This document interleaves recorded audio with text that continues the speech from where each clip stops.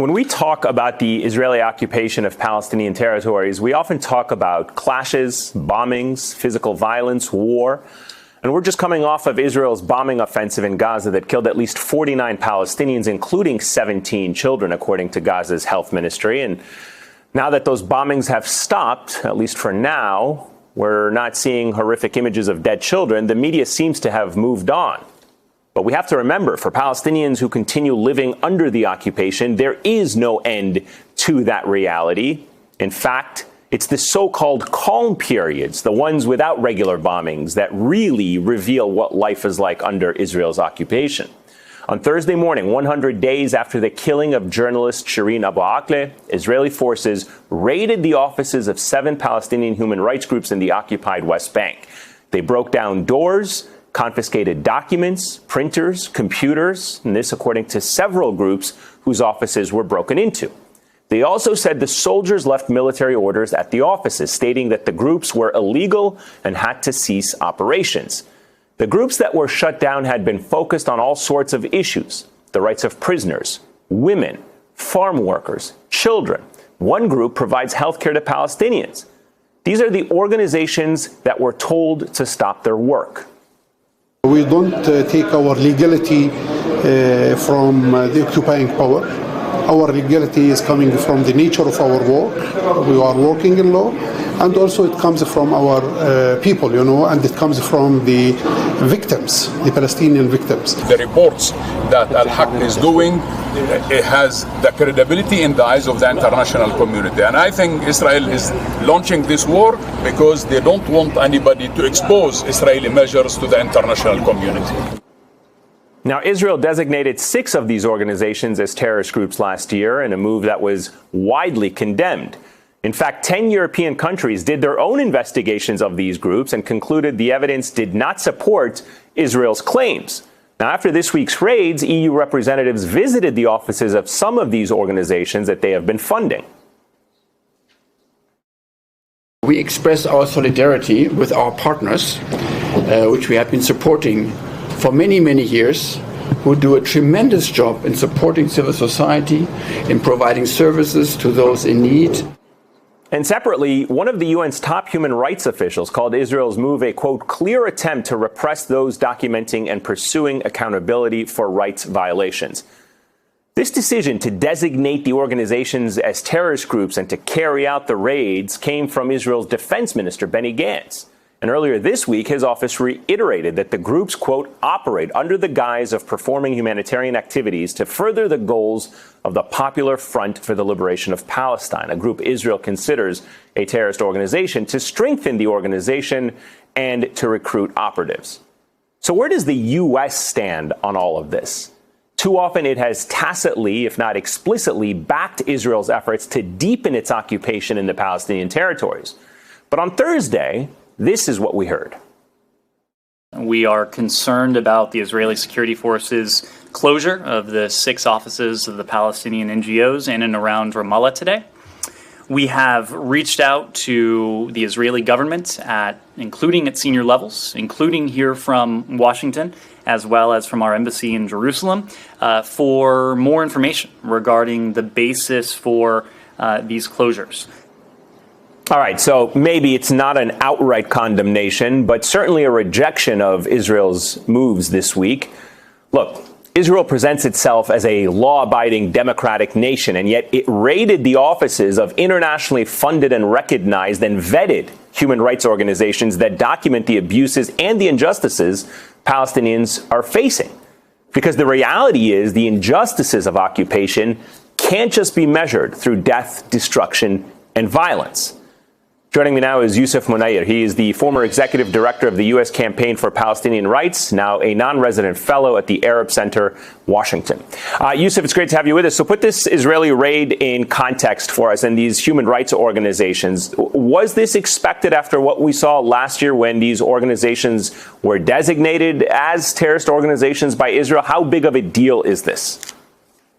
Thanks for having me on, Ayman, to talk about this. I think, look, you're absolutely right to put this into the context of the day-to-day violence and criminality of the occupation. Just today, Since these raids happened yesterday, a 58-year-old Palestinian man was shot and killed by the Israeli military, Salah Sawafta, in the northern part of the West Bank. And these are the exact type of things that these human rights organizations are involved in documenting and reporting out to the world.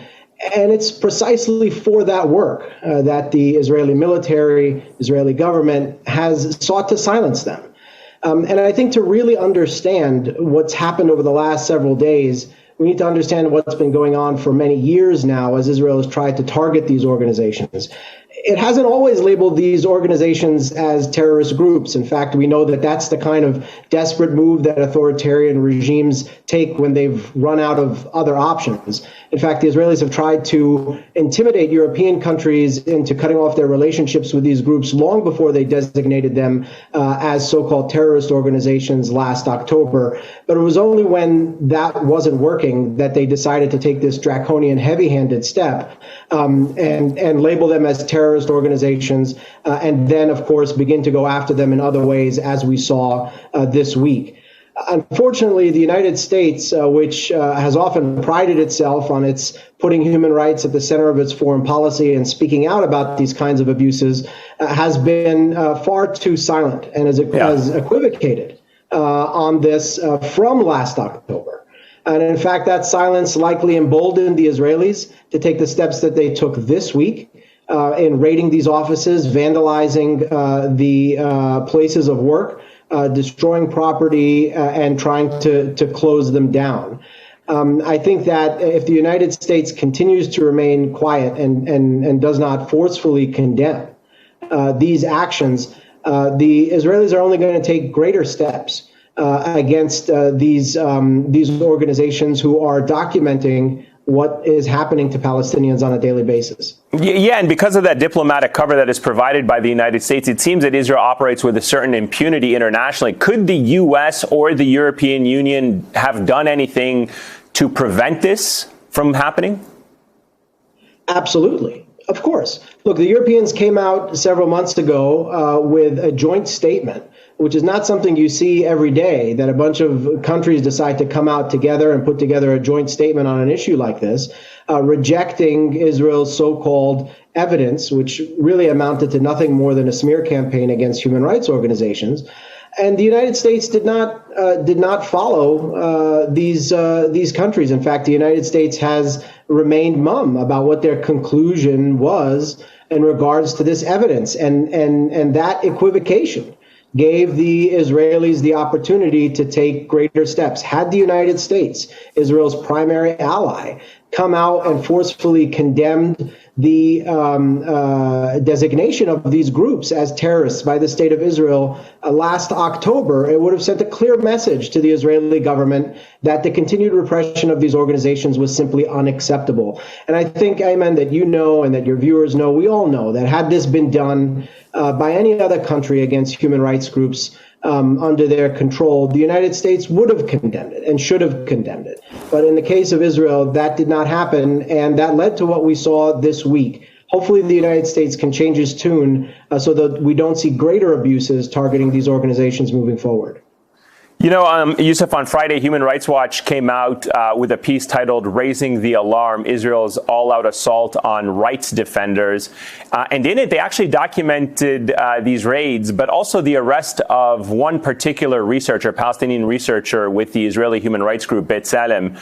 And they write in part, on August 6th, they took Nasser Nawaja from his home, handcuffed, blindfolded, held him for 12 hours incommunicado, accused him of causing trouble, told him to stop, and then eventually released him. And I highlight this because on this show recently, we actually used a lot of footage filmed by Nasser in Masafer Yatta, near where he lives. And, you know, without him, we wouldn't have much to show to the world. Is it fair to say that these raids, these closures, this harassment of human rights organizations is not just about these organizations, but a form of intimidation to the broader community? It's 100% exactly what is going on. Look, this fits into the broader context of an Israeli strategy to silence dissent over its policies, not just by human rights organizations, in Palestine, like the ones who were targeted in Ramallah yesterday, but organizations and activists around the world. We're seeing the Israeli government support the passage of laws, including here in the United States, that target things like efforts to boycott, divest, and sanction the Israeli government and state for its treatment of Palestinians. Anywhere that there is dissent against Israeli policy, there is growing efforts to try to silence, coerce, and intimidate those who are raising the alarm. And this is something that has been growing and increasing in recent years as the occupation and the apartheid system deepens, and as calls grow internationally for something to be done on it. Israeli government is no longer trying to win the debate. They're trying to stop the debate from happening altogether because they know that what they're doing is not defensible. I got to ask you really quickly, Thursday's raid happened exactly 100 days after the killing of journalist Shireen Abu Akleh, an incident for which still no one has been held accountable. It also comes after the recent bombing of Gaza, where dozens of civilians were killed, and as I mentioned, many children. Both of these events were widely covered in the news. Do you think the media still sometimes misses something when it covers these tragedies, these incidents, because nothing is actually changing despite the attention that is put on them? Yeah, I think it's also important to remember that these things are happening in sequence, right? And the Israelis obviously saw the American response or lack of a response to the killing of a Palestinian American journalist. And the trip that President Biden took recently, where he failed to press the Israelis on this issue, the statement that was put out by the State Department just before that, essentially sweeping the entire thing under the rug, and saying that this was sort of unintentional. And now, 100 days later, you see this raid on human rights organizations. Clearly, the message that the Israelis are getting from Washington is that this kind of impunity is going to be the norm, and that Washington will continue to cover for them. And we have yet to see a real independent investigation for justice for Shireen Abu Akleh. And frankly, there's little doubt that without that kind of pressure, that these things will not stop. Are we seeing any change on the political front in Congress? I mean, there's sometimes the rumblings that things might change, that there may be accountability, but is there any substantive change that could bring an end to the occupation on the ground?